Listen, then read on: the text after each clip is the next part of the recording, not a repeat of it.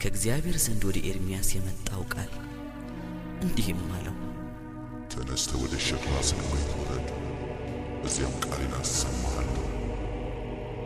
እኔም ወደ ሸክላ ሰሪው ቤት ወረድኩ። እነሆ ሥራውን በመንኰራኵር ላይ ይሠራ ነበረ። ከጭቃም ይሠራ የነበረው ዕቃ በሸክላ ሰሪው እጅ ተበላሸ።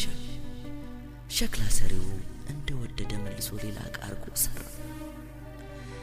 የእግዚአብሔርም ቃል ወደ እኔ እንዲህ ሲል ዳግመኛ መጣ።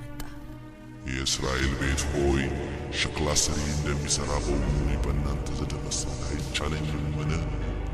እነሆ ጭቃውን በሸክላ ሰሪ እጅ እንዳለ እንዲሁ እናንተ በእኔ እጅ አላችሁ። ሕይወቴን ሰብረህ አንተ አይደለህም ወይ ሸክላ ሰሪው? አድቅቀህ መልሰህ ስራው አለህ አይደለም ወይ ኢየሱስ ችሎታ?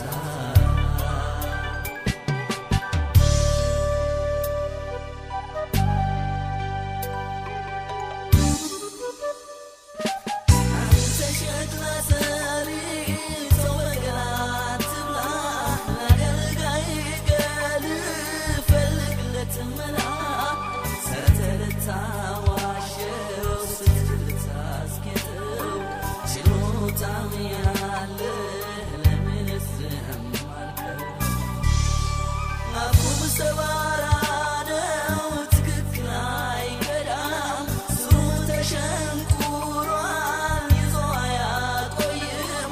በቆመበት ሁሉ ቦታ ያጨቀያል። ሌሎቹን ሸክላዎች አንሸራቶ ይሰብራል። ሕይወቴን ሰብረህ አበጀው፣ አንተ አይደለህም ወይ ሸክላ ሰሪው? አድቅቀህ መልሰህ ስራው አለህ አይደለም ወይ ኢየሱስ ችሎታ?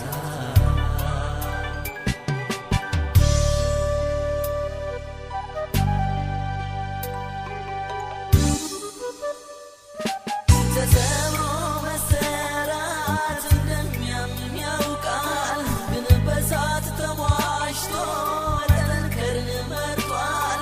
ያንተ ሰባራ ሸክላ ምሳሌው ሆኗል።